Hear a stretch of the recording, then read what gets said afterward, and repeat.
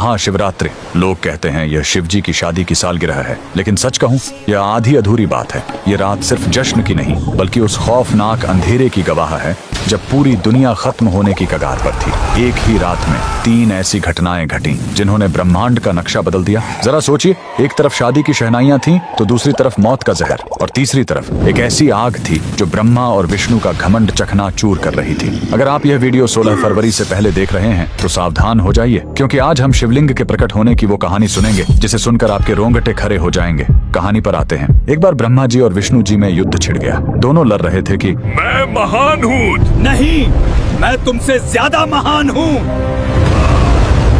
उनका यह घमंड जब दुनिया का संतुलन बिगाड़ने लगा, तब अचानक उनके बीच एक विशाल अनंत अग्नि स्तंभ प्रकट हुआ। वह आग का एक ऐसा खंभा था जिसका न कोई शुरुआत था न अंत। उस स्तंभ से एक भारी आवाज आई, जो मेरे आखिरी सिरे को खोज लेगा वही महान होगा।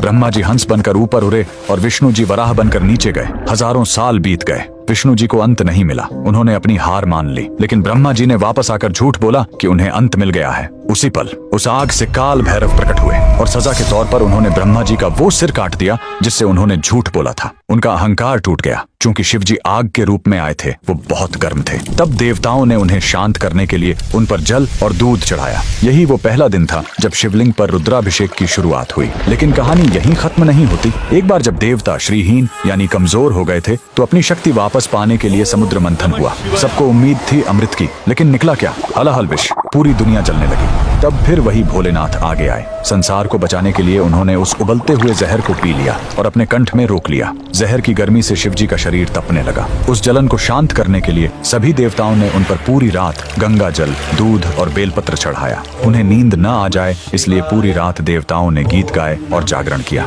यही वजह है कि महाशिवरात्रि पर हम पूरी रात जागते हैं। लेकिन रुको, यह रात इतनी डरावनी भी नहीं है। इसी रात प्रेम की जीत भी हुई थी। जब माता सती ने अपने प्राण त्यागे थे तो शिवजी पूरी तरह टूट गए थे। वो वैरागी बन गए, दुनिया छोड़कर समाधि में चले गए। तब माता सती ने पार्वती के रूप में जन्म लिया। उन्होंने हजारों साल तक कठोर तपस्या की, सिर्फ अपने शिव को वापस पाने के लिए। आखिरकार भोलेनाथ पिघले। इसी महाशिवरात्रि की रात वो वैरागी फिर से दूल्हा बना और शिव शक्ति का मिलन हुआ। तो इस 16 फरवरी जब आप शिवलिंग पर लोटा भर जल चढ़ाएं, तो याद रखिएगा, आप उस आग को शांत कर रहे हैं और उस जहर के दर्द को कम कर रहे हैं। कमेंट में लिखें हर हर महादेव